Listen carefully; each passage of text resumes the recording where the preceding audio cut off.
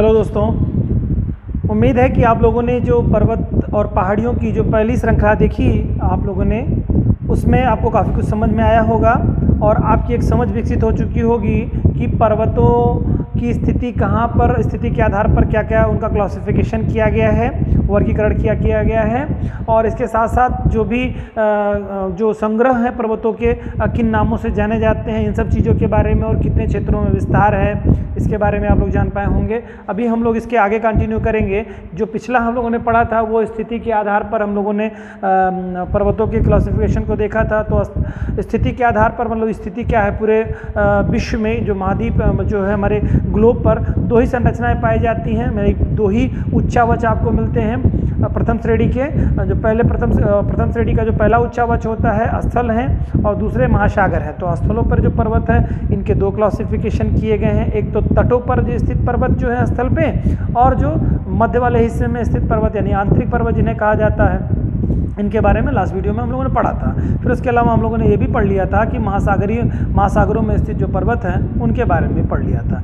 साथ ही साथ हम लोगों ने स्टार्ट कर दिया था निर्माण प्रक्रिया के आधार पर जो पर्वतों का क्लासिफिकेशन किया गया है। जो 5-6 प्रकार के पर्वत हैं हमारे, वो 5 प्रकार के पर्वतों का क्लासिफिकेशन में हम लोगों ने पढ़ लिया था वलित पर्वत और ब्लॉक पर्वत के संदर्भ में, ठीक है। जिसमें से हम लोगों को इसके एग्जाम्पल्स देखने हैं और साथ ही साथ गुंबदाकार पर्वत, संग्रहित पर्वत यानी जिसे ज्वालामुखी पर्वत के नाम से भी जाना जाता है, और मिश्रित पर्वत के बारे में आज हम लोगों को देखना है।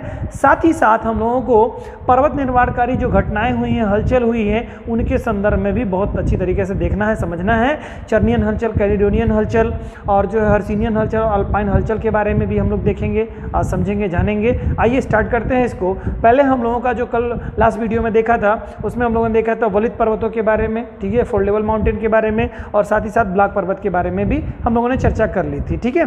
अब इनके उदाहरण कहाँ पे विश्व में मिलते हैं उन पे आज चर्चा करते हैं। आइए देखते हैं। जो वलित पर्वत हैं, जो सबसे एक तरह से कहिए कि जो पास्ट जो रिसेंटली बीता है, वो सबसे आधुनिक पास्ट जो है, आधुनिक भूतकाल के जो पर्वत होते हैं वो वलित पर्वतों की श्रेणी में आते हैं। इनमें से जो सबसे महत्वपूर्ण पर्वत है, इसके बारे में जो सबसे आधुनिक, सबसे नया वलित पर्वत है और सबसे महत्वपूर्ण वलित पर्वत जो है वो हिमालय पर्वत है, ठीक है, क्योंकि विश्व की सबसे ऊंचा पर्वत भी है ये, ठीक है। तो इसके बारे में देखते हैं। पहले हिमालय पर्वत जो है एशिया का जो सबसे ऊंचा पर्वत है, ठीक है, और इसकी जो सबसे ऊंची चोटी है माउंट एवरेस्ट, ठीक है, जो 8,848 मीटर की ऊंचाई है, इसी की सबसे ऊंचा पर्वत है।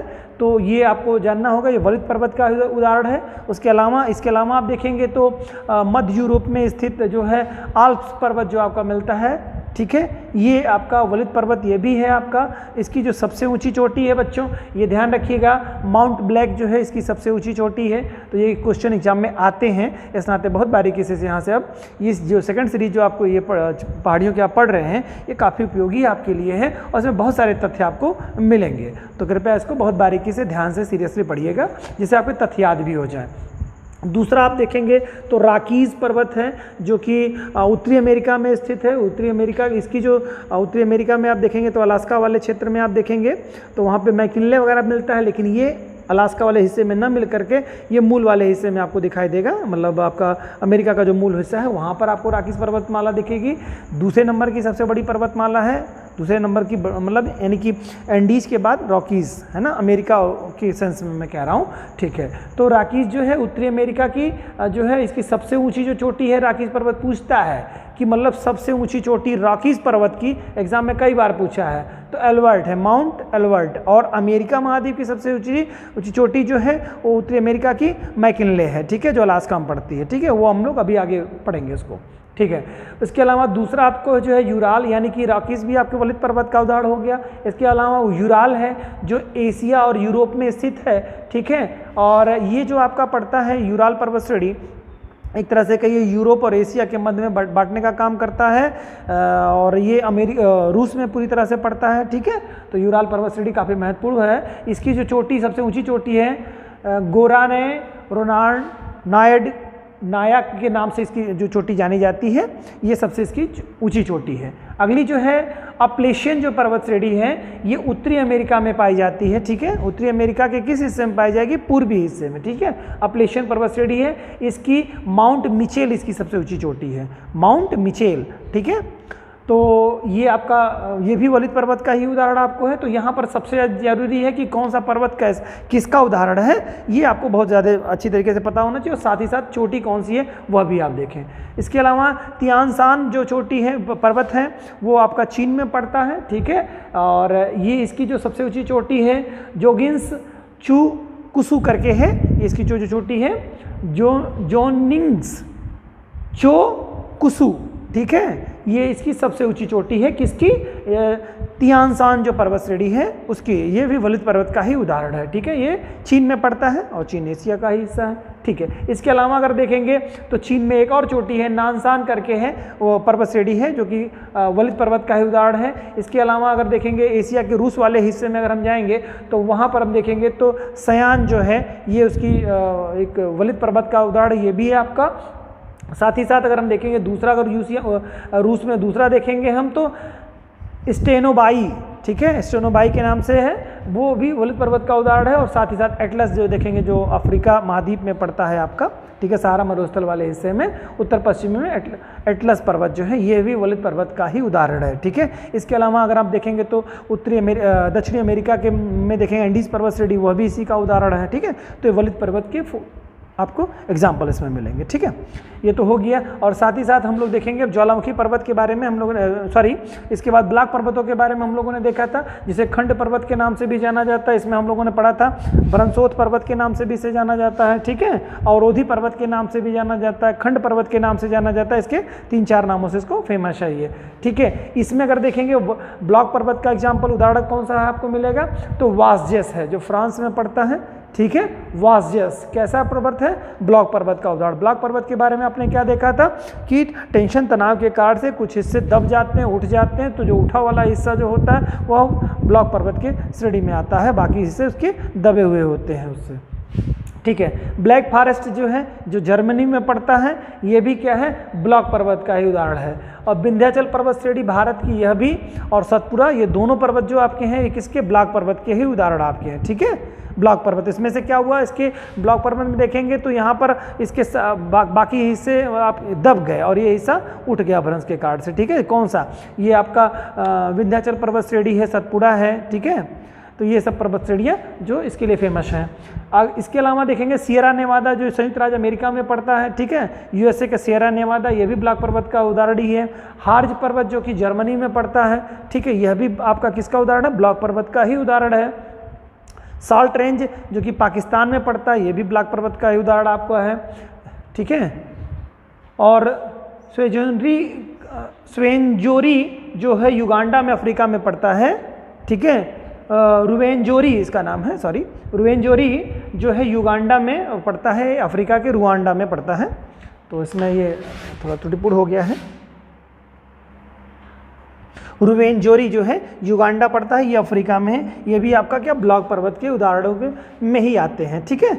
और इसके संदर्भ में आप देखेंगे ये तो आपका, तो वलित पर्वत और ब्लॉक पर्वत को जानने के बाद हम लोग अगले पर्वत की तरफ आ रहे हैं जिसे संग्रहित पर्वत के नाम से जाना जाता है।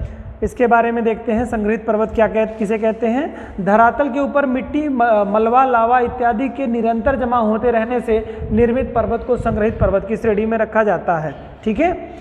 जैसा इसके बारे में अगर देखेंगे, यानी कि कहने का मतलब ये, इसका एक तरह से कहिए कि ये संग्रहित होने से बना हुआ पर्वत होता है, और यानी कि ये वलित पर्वत और भ्रंश पर्वत की जैसा नहीं होता है, ठीक है।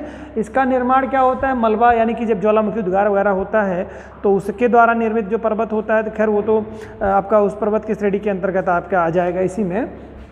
लेकिन आप देखेंगे गुम्बदाकार पर्वत की स्थिति में देखेंगे अवशिष्ट पर्वत की शक्तियों में आप इसमें मिलेगा आपको। लेकिन आपको संग्रहित पर्वत में मतलब यानी कि संग्रह हो जाए, कहीं पे मलबे किसी चीज़ का संग्रह होता चला जाए और फिर उसके कारण से निर्मित जो पर्वत होता है वो संग्रहित पर्वत की श्रेणी में आता है। निरंतर जमा होता रहने से निर्मित पर्वत को संग्रहित पर्वत की श्रेणी में जानते हैं। और ये संग्रहण कब का होगा, तो निश्चित तौर से ऐसी मिट्टी और कोई चीज़ संग्रहित होने से तो कोई चीज़ पर्वत बनेगी नहीं। पर्वत एक ऊँची संरचना है, लगभग 1 किलोमीटर ऊँची है, तो ये पर्वत होता क्या, जो ज्वालामुखी जो उद्गार होता है, तो ज्वालामुखी उद्गार के कारण से जो मैग्मा निकलता जाता है बहुत ज़्यादा गीला नहीं होता है।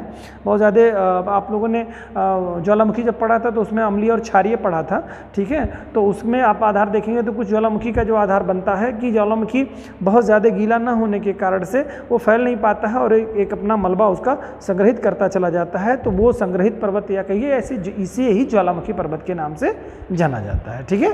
तो संग्रहित पर्वत या ज्वालामुखी पर्वत एक ही है, बात एक ही है। इसके उदाहरण जो आपको मिलेंगे शास्ता है, हुड है, रेनियर है जो यूएसए के, ये महत्वपूर्ण आपके पर्वत वहाँ पे यूएसए के मिलेंगे। और फिर फिलीपींस में देखेंगे मेयान जो है, यह भी संग्रहित या वलित पर्वत जो है ज्वालामुखी पर्वत का उदाहरण है। फ्यूजियामा जापान का जो बहुत ही फेमस है, आपको पता भी होगा संभवतः, इसके बारे में जान लीजिए, ये भी आपका संग्रहित पर्वत या आपका ज्वालामुखी पर्वत है। कोटोपैक्सी है इक्वेडोर का, ठीक है। इसमें भी आप देखेंगे वलित पर्वत का उदाहरण है, सॉरी ज्वालामुखी पर्वत का उदाहरण है, ठीक है। मैक्सिको का पोपोकैटीपेटल जो है यह भी आपका ज्वालामुखी पर्वत ही है, ठीक है। इसके अलावा ध्यान से सुनते जाइए क्योंकि ज्वालामुखी पर्वत आपको एग्जाम में पूछ सकता है। अभी हम लोगों ने कुछ ज्वालामुखी पर्वतों के बारे में लिखा भी है, अभी इस पर भी चर्चा करेंगे। तो फिर इसके विशुवियस है जो इटली का, वह भी आपका ज्वालामुखी पर्वत ही है। एकांकागुआ है जो चिली का, वह भी आपका ज्वालामुखी पर्वत ही है। किलिमंजारो अफ्रीका का, ये भी आपका है। इसके अलावा देखिए यहाँ पर ज्वालामुखी पर्वतों के बारे में हम लोगों ने जिक्र कर रखा है। मोनोलोवा जो कि अमेरिका के हवाई द्वीप पर स्थित है और जो क्षारीय लावा से निर्मित है, ठीक है। अम्लीय लावा, क्षारीय लावा मैंने बताया था, ठीक है। तो क्षारीय लावा जो है ज़्यादा दूर तक फैलाव नहीं कर पाता है, इस कारण से इसका मोनोलोवा भी हवाई द्वीप का जो है वो भी महत्वपूर्ण आपका ज्वालामुखी पर्वत ही है। फ्यूजियामा जापान के बारे में आपको बताया मैंने, अम्लीय है, ये अम्लीय लावा से निर्मित है, ये यहाँ भी ऊपर भी जिक्र हुआ था अभी इसके बारे में। फिर उसके बाद में म्यांमार में, एशिया में देखेंगे तो म्यांमार जो है आपको जिसे वर्मा पहले कहा जाता था, पोपावर्तन जो है ये भी आपका ज्वालामुखी पर्वत का ही उदाहरण है आपका। इटली का विशुवियस है, यूएसए का रेनियर है और तंजानिया किलिमंजारो है, ये सब उसी के हैं। शास्ता भी मैंने बात की यूएसए का जो पड़ता है, यह भी आपका ज्वालामुखी पर्वत के ही सारे उदाहरण आपको मिल रहे हैं, ठीक है। अब देखते हैं दूसरी तरह के पर्वत, गुम्बदाकार पर्वत जो होता है, इसका क्या मतलब इसमें क्या क्या इसके उदाहरण कहाँ कहाँ मिलेंगे। तो गुम्बदाकार पर्वत जो आपका होता है, ये आपका होता है कौन, जब पृथ्वी के धरातल के भाग में चाप के आकार का उभार हो जाता है, यानी कि पृथ्वी के धरातल के भाग में चाप आकार में कोई उभार उठ सा हिस्सा जाता है, तो उसे गुम्बदाकार पर्वत के नाम से जाना जाता है, ठीक है, या कहा जाता है। इसके उदाहरण आपको मिलेंगे यूएसए का ब्लैक हिल, ठीक है। ब्लैक हिल जो है यूएसए का, इसका अच्छा उदाहरण आपको मिलेगा। विंग हॉर्न्स जो है ये भी आपका गुम्बदाकार पर्वत का ही उदाहरण है। सिनसिनाती उभार जो है यह भी आपका उसी से ही आपका गुम्बदाकार पर्वत का ही उदाहरण है। और हेनरी पर्वत भी आपका इसका उदाहरण। इसके अलावा कुछ आपके हैं हेनरी पर्वत जो कि मैंने अभी आपको यहाँ बताया, ये यूएसए के यूटाह में स्थित है, ठीक है। कौन है, हेनरी पर्वत जो है यूएसए में स्थित है, इसके बारे में थोड़ा जान लीजिए। और ब्लैक हिल्स है ये दक्षिणी डकोटा में स्थित पड़ता है आपका। और एक और भी है एडिया रॉकेट जो कि महत्वपूर्ण है, न्यूयॉर्क के यूएसए में, न्यूयॉर्क वाले हिस्से में, न्यूयॉर्क में पड़ता है।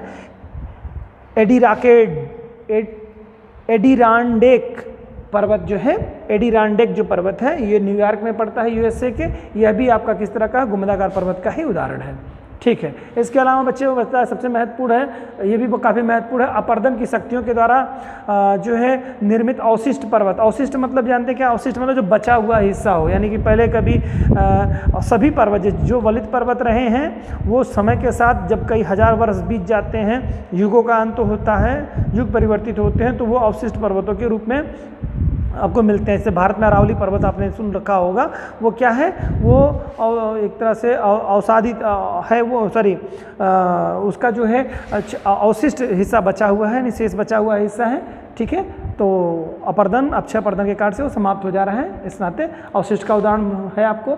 अपर्दन की शक्तियों के द्वारा जब प्रारंभिक पर्वत अपर्दित होकर अवशिष्ट के रूप में दृष्टिगोचर होने लगता है तो उन्हें अवरोधक या अवशिष्ट पर्वत के नाम से जाना जाता है। इसमें उदाहरण आपको मैंने बताया अभी, अरावली पर्वत श्रेणी सबसे महत्वपूर्ण उदाहरण है। उसके अलावा आपको विंध्याचल पर्वत श्रेणी भी आपको है भारत की, महादेव, सतपुड़ा, ये सब जो पर्वत श्रेणियाँ हैं, पश्चिमी घाट जो है, पूर्वी घाट जो है, ये पारसनाथ की पहाड़ियाँ, ये सब जो है अवशिष्ट पर्वतों के अच्छे उदाहरण आपके मिलेंगे, ठीक है।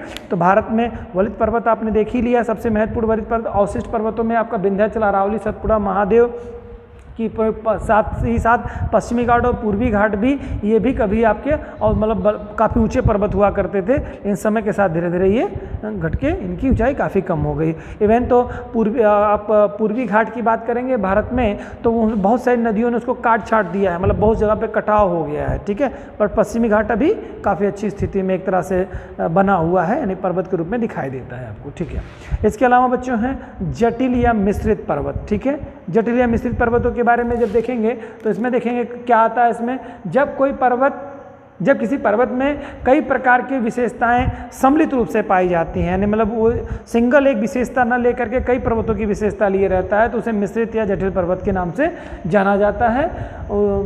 मिश्रित या जटिल पर्वत नाम से जाना। इस प्रकार के पर्वतों का निर्माण पूर्ण रूप से आग्नेय चट्टानों या रूपांतरित चट्टानों या बड़े पैमाने पर अव्यवस्थित अवसादी चट्टानों के शैलों से होता है, ठीक है। इनमें से कई प्रकार के मिश्रण होते हैं। इसके उदाहरण अगर आप देखेंगे तो आग्नेय सियरा नेवादा जो है यूएसए का, वो दिखाई देता है आपको, आग्नेय चट्टानों का एक बेहतर उदाहरण आपको मिलता है यहाँ पे। फिर उसके बाद व्हाइट पर्वत है, यह भी आपका यूएसए का है, जो रूपांतरित शैलों से निर्मित है आपका, याद रखिएगा। यूएसए का सियरा नेवादा है, आग्नेय चट्टानों से निर्मित है। व्हाइट पर्वत है, रूपांतरित शैलों से जो निर्मित है, ठीक है। एनाकोंडा जो है यह भी आपका यूएसए का आग्नेय और रूपांतरित चट्टानों से मतलब जो है निर्मित पर्वत है, ठीक है। ये इसके महत्वपूर्ण उदाहरण आपको मिलेंगे, ठीक है। ये तो बच्चों हो गया आपका जितने भी प्रकार के पर्वत आपको पाए जाते हैं उनके बारे में हम लोगों ने आधार पर देख लिया कि निर्माण की प्रक्रिया के आधार पर कैसे बने हुए पर्वत हैं। और तो इसमें से हम लोगों ने 5 प्रकार के पर्वतों के बारे में उल्लेख कर लिया, जान लिया आज। अब इसके बारे में देखते हैं कि कौन कौन सी हलचलें हुई हैं और उन हलचलों का क्या, कभी कभी एग्जाम में बहुत ही महत्वपूर्ण सेगमेंट ये पड़ता है एग्जाम के पॉइंट ऑफ व्यू से, तो ये आप हमेशा ध्यान रखिएगा। चर्नियन, कैलिडोनियन, हर्सियन और अल्पाइन पर्वतीकरण या अल्पाइन हलचल, ये 4 तरह की हलचलें हुई हैं। और हलचलों के कारण से विश्व के जो तमाम सारे पर्वतों के बारे में आप पढ़ रहे हैं, ये सभी पर्वत जो है इन्हीं हलचलों के उपरांत मतलब जो है परिणाम स्वरूप ही निर्मित हुए हैं। ये हलचलें भिन्न भिन्न कालों में घटित हुई हैं। और हलचल क्यों कहा जाता है, क्योंकि पूरी जो पृथ्वी है इसमें जब मतलब इसमें कुछ ऐसी एक्टिविटीज गतिविधियां होने के कारण से, दबाव पड़ने के कारण से, अब या आपका भ्रंश होने के कारण से, यानी टेंशन और तनाव के कारण से, या बहुत ज़्यादा दबाव होने के कारण से स्थिति क्या होती है, भिन्न भिन्न प्रकार के पर्वतों का निर्माण, जो कि क्लासिफिकेशन हमने देखा, निर्माण प्रक्रिया के आधार पर बहुत तरह के पर्वत बनते हैं। तो ये कैसे हुआ, ये खिंचाव और टेंशन कैसे आ जाती है, तो इन हलचलों के माध्यम से मूवमेंट, पूरी पृथ्वी में काफ़ी हलचलें हुई, ठीक है। एक तरह से कहिए हलचल का मतलब आप समझ रहे हैं, यहाँ पर घटनाएं कह सकते हैं इसको या हलचल कह सकते हैं। हलचल में यानी कि पूरी पृथ्वी का डिस्टर्बेंस एक तरह से कहिए हुआ, दबाव पड़ा, उस पर तनाव पड़ा, तो बहुत सारे पर्वतों का निर्माण हो गया, ठीक है। तो इस तरह के आधार पर 4 प्रकार की हलचलें हुई हैं, चर्नियन हलचल, कैलिडोनियन, हर्सिनियन और अल्पाइन पर्वतीकरण है, या हलचल कह सकते हैं इसको, ठीक है। तो इन आधारों पर आपने, तो ये जो हलचलें आपकी हुई हैं, ये 4 तरह की जो हलचलें मैंने अभी आपको बताया, ये किन किन कालखंडों में हुई है, इनके बारे में भी थोड़ा जान लीजिए। एग्जाम में पूछता है कि किस काल में कौन सी हलचल हुई थी, फिर इसके बारे में हम लोग डिटेल में चर्चा करेंगे। तो जो आपका चर्नियन हलचल है, ये सबसे पहली जो पूछता है एग्जाम में कौन कौन सी हलचलें, कुल 4 हलचलें कौन कौन सी हैं, तो पहले आपको मालूम होना चाहिए 4। चर्नियन है सबसे पहले, प्राचीन हलचल जो है, फिर उसके बाद कैलिडोनियन, हर्सिनियन और अल्पाइन पर्वतीकरण या अल्पाइन हलचल के नाम से जाना जाता है। तो ध्यान रखिएगा, चर्नियन सबसे पहले, फिर कैलिडोनियन है, फिर हर्सिनियन है, और फिर उसके बाद में अल्पाइन पर्वतीकरण या अल्पाइन हलचल है, ठीक है। 4 तरह की हलचल, चर्नियन, कैलिडोनियन, फिर अल्पाइन, इसके बाद हर्सिनियन, फिर अल्पाइन आपकी है, ठीक है। ये 4 तरह की हलचलें हैं। ये भिन्न भिन्न काल क्रमों में एक व्यवस्थित क्रम में हुई। सबसे प्राचीन काल में, यानी प्री कैम्ब्रियन युग में कह सकते हैं, इसको कहेंगे प्री कैम्ब्रियन युग में, और प्री पैलियोजोइक काल में, या इसको प्री पैलियोजोइक काल कहिए या प्री कैम्ब्रियन युग कहिए, में चर्नियन हलचल घटित हुई थी, ठीक है।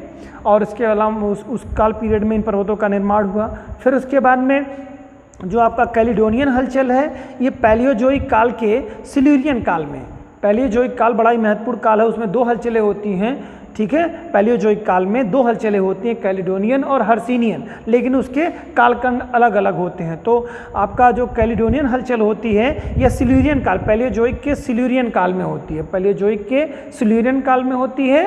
और पैलियोजोइक के आपके पर्मियन काल में हर्सिनियन हलचल होती है, पर्मियन काल में हर्सिनियन हलचल होती है। ठीक है, क्या होती है? ये सब दोनों जो है कैलिडोनियन और हर्सिनियन जो है ये किसकी है? पैलियोजोइक काल की ही मतलब पर्वत निर्माणकारी हलचल है। ठीक है, और इसके अलावा सीनोजोइक काल के, ठीक है, पैलियोसीन काल में, सीनोजोइक के पैलियोसीन काल में आपको अल्पाइन पर्वतीकरण की या अल्पाइन हलचल हुई घटित। तो ये काल थोड़ा सा क्रम आप याद रखिएगा, यहाँ मैंने नोट कर दिया है इस चीज़ को, आप थोड़ा इसको देख लीजिएगा। ठीक है, ये काफ़ी महत्वपूर्ण है बेटा, आप इसको देख लीजिएगा। ठीक, आगे देखते हैं इसके में चर्नियन हलचल में क्या क्या पर्वतों का निर्माण हुआ। और देखिए जो चर्नियन हलचल में जिन पर्वतों का निर्माण हुआ होगा वो डेफिनेटली क्या होंगे? सबसे प्राचीन पर्वत होंगे। तो यहाँ पर आपको सबसे महत्वपूर्ण देखना होगा कि कौन सा पर्वत जो है सबसे प्राचीन है। तो चर्नियन हलचल में स्थित जो निर्मित पर्वत है वो सबसे प्राचीन होंगे। देन उसके बाद में कैलिडोनियन के, फिर हर्सिनियन के, फिर अल्पाइन पर्वतीकरण में जो होंगे पर्वत, जिन पर्वतों का निर्माण हुआ होगा वो सबसे आधुनिक, सबसे नए पर्वतों की श्रेणी में रखे जाएंगे। ठीक है, तो इसमें से देखते हैं हम लोग कि चर्नियन हलचल में कौन से पर्वत निर्मित हुए थे। लारेशियन पर्वत श्रेणी, ठीक है, यानी पर्वत।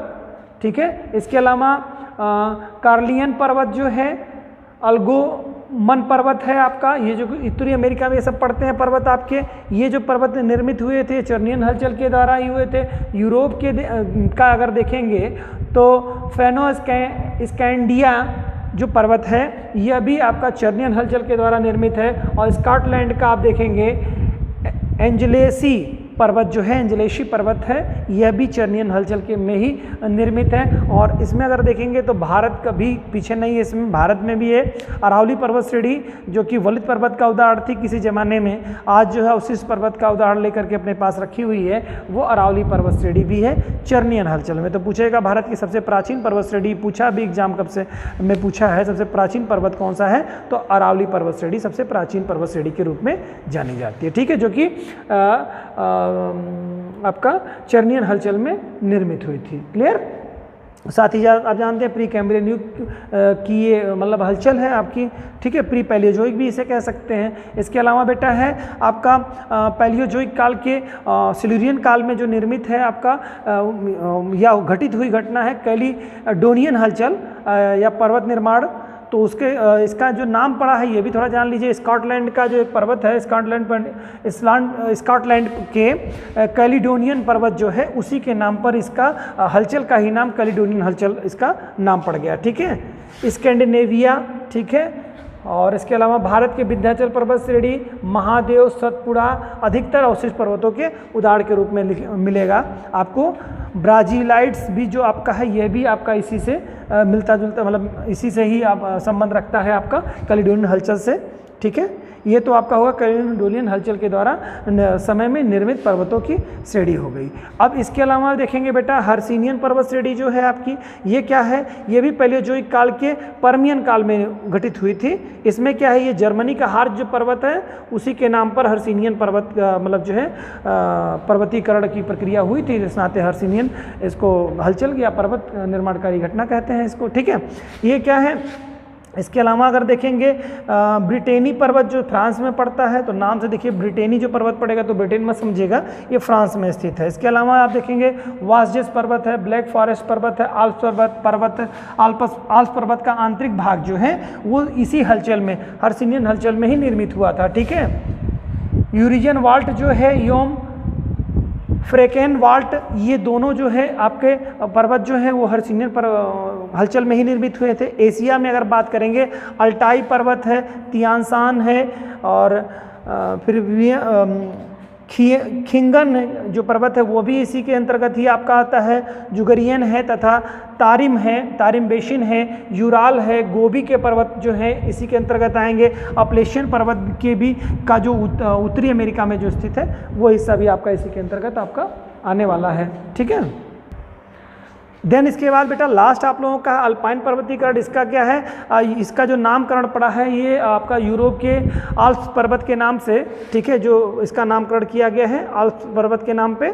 ठीक है, और देखिए अल्पाइन और आल्प्स में कंफ्यूज हो जाते हैं, तो आल्प्स जो पर्वत है वह आपका यूरोप में पड़ता है और अपलेशियन पर्वत जो है आपका यह उत्तरी अमेरिका के पूर्वी हिस्से में पड़ता है। ठीक है, तो ये थोड़ा ध्यान रखिएगा, अपलेशियन पर्वत जो पड़ता है ये उत्तरी अमेरिका में पड़ता है पूर्वी हिस्से में, और आल्प्स पर्वत जो पड़ता है यह यूरोप में पड़ता है आपका। ठीक है, आल्प्स पर्वत यूरोप में। तो थोड़ा सा अक्सर लोग जो नए बच्चे हैं वो कंफ्यूज हो सकते हैं, अपलेशियन पर्वत और आल्प्स पर्वत। अपलेशियन पर्वत जो है उत्तरी अमेरिका में है, आल्प्स पर्वत जो है आपका यूरोप में है। तो ये जो अल्पाइन पर्वतीकरण है यह अपलेशियन पे नहीं आल्प्स पर्वत के आधार पर किया गया है इसका नामकरण। ठीक है, इसके और उदाहरण देखेंगे अगर इसमें तो रॉकीज पर्वत है, एंडीज पर्वत है अमेरिका के, ये सब अल्पाइन पर्वतकर्ण के अंतर्गत हुए। तो अमेरिका में देखिए पूछ सकता है एग्जाम में कि अमेरिका में उत्तरी अमेरिका और दक्षिणी अमेरिका दोनों महाद्वीप में देखेंगे तो रॉकीज, एंडीज और अपलेशियन पर्वत में पूछता है सबसे प्राचीन पर्वत कौन सा है। तो इन तीनों में अगर हम बात करेंगे तो सबसे प्राचीन पर्वत क्या अपलेशियन पर्वत हो जाएगा। क्यों? क्योंकि इस कौन सी हलचल में हुआ है, ये हर्सिनियन हलचल में निर्मित हुआ है। तो थोड़ा सा इससे आपको जस्टिफाई करने में बहुत आसानी हो जाएगी। ठीक है, इसके अलावा देखेंगे बच्चों यूरोप के अल्पाइन पर्वतीकरण इसी में हुए हैं। जो इसका आल्प्स पर्वत है, डिनारिक आल्प्स है, यह भी इसी में ही मतलब जो निर्मित पर्वत है। कारपेथीन और पिरनीज पर्वत है, बाल्कन है, काकेसस है, एपियाइन पर्वत है, ये सब जो है किसके हैं आल्प्स पर्वत के ही उदाहरण हैं। इसके अलावा अफ्रीका का एटलस पर्वत भी आपका मिलता है। ठीक है, हिमालय और पामीर की गांठ के जो है जागरोस हैं, एल्ब्रूस हैं, कुनलुन है, काराकोरम है, ये जो इस गांठ पामीर की हिमालय की एक तरह से कहिए पामीर की गांठ से ये 4 शाखाएं जो निकली हुई 3 शाखाएं उससे निर्मित पर्वतों के बारे में जागोस पर्वत, एल्ब्रूस पर्वत, कुनलुन और काराकोरम जो पर्वत श्रेणियाँ हैं ये इसी काल में ही बनी हुई हैं। ठीक है, किसमें अल्पाइन पर्वतीकरण। इसके अलावा अराकान योमा जो पहाड़ी पड़ती है म्यांमार में, भारत और जो है म्यांमार की सीमा पर स्थित है अराकान योमा, वो भी आप देखेंगे। ग्रेट डिवाइडिंग रेंज जो है ऑस्ट्रेलिया में है वह भी आपका अल्पाइन पर्वतीकरण के समय ही हुआ था। ठीक है, और हिमालय की बाकी 3 पर्वत बाकी और जो बृहद है, लघु है और शिवालिक हिमालय जो पर्वत श्रेणियाँ हैं वह भी आपको अल्पाइन पर्वतकरणी के काल में हुई हैं। और अगर बात हर्सिनियन की करेंगे तो हर्सिनियन के बारे में आप जानते हैं उसके पहले वाली स्थिति जो बनेगी। तो इस तरह से आपने देखा ये क्लासिफिकेशन आपका हो गया कि कौन सी पर्वत श्रेणी किस कालक्रम में बनी हुई है। तो ये चारों हलचलें बिल्कुल आप याद रखिएगा क्रम से, चर्नियन, कैलिडोनियन, हर्सिनियन और अल्पाइन। ठीक है, हलचल ये 4 प्रकार की हलचलें हैं, किस किस काल में हुई है ये भी ध्यान रखिएगा।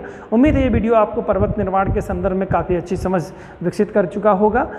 ठीक है, इसके साथ ही साथ हम लोग देख लेते हैं छोटा सा तथ्य और भी छूटा हुआ हम लोगों का है कि किस महाद्वीप का कौन सा जो है पर्वत सबसे ऊंचा है। ठीक है, किस महाद्वीप का, ये भी हम लोगों के पास है। ये देख लेते हैं एशिया महाद्वीप का जो सबसे ऊंचा जो पर्वत है, ठीक है, वो कौन सा पर्वत है, माउंट एवरेस्ट है, हिमालय पर्वत में स्थित है। माउंट एवरेस्ट चोटी जो है, माउंट एवरेस्ट पर्वत कह सकते हैं आप इसको। इसकी ऊंचाई 8,848, जैसे ये नेपाल और तिब्बत की सीमा में स्थित है। एक तरह से कहिए भारत के ऊपरी सिक्किम वाले हिस्से भी भारत के भी हिस्से आएंगे, तो नेपाल तिब्बत में ज़्यादातर इसका विस्तार है, इस नाते नेपाल तिब्बत ही इसको माना जाता है माउंट एवरेस्ट वाली स्थिति में। और वैसे भी ये माउंट एवरेस्ट जो है वो नेपाल तिब्बत वाले हिस्से में ही पड़ेगा। तो यहाँ चोटी की बात हो रही है, इस नाते सबसे ऊंची चोटी एशिया महाद्वीप की माउंट एवरेस्ट है। और यूरोप की सबसे ऊंची जो पर्वत चोटी है वो कौन सी है, माउंट एल्ब्रूस है, जो कि रूस में पड़ती है। इसकी ऊंचाई है 5642 मीटर। ठीक है, और इसके अलावा अफ्रीका महाद्वीप में देखेंगे, ये भी बहुत महत्वपूर्ण है, किलिमंजारो है जो तंजानिया में पड़ता है। इसकी 5895 मीटर इसकी ऊंचाई है। ठीक है, ये क्रम में ही